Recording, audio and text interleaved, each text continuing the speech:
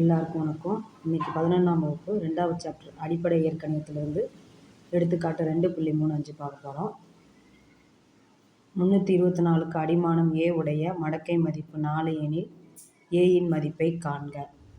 இப்போ lock use பண்ணி lock A 324 = 4. நம்ம போன சம்லேயே ஒரு ஃபார்ம் பார்த்தோம். Log P x = V P/V = xன்னு நம்ம ஃபார்ம் பண்ணியிருந்தோம். இது அதே மாதிரி இந்த சம்மில் A/4 = 324 கொடுத்தாட்டோம். 324 நம்ம எப்படி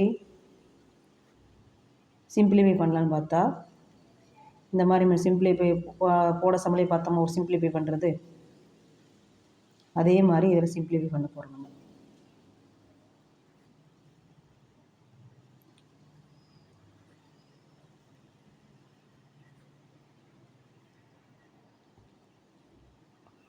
போன சம்மில் பார்த்த மாதிரி இப்போ சிம்பிளிஃபை பண்ண போகிறோம்.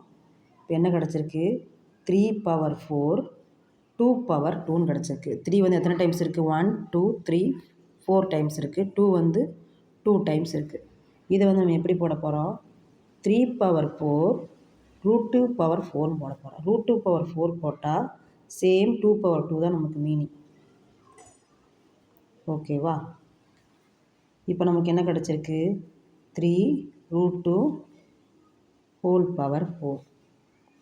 இப்போ A/4. இப்போ நமக்கு A என்னது? 3√2.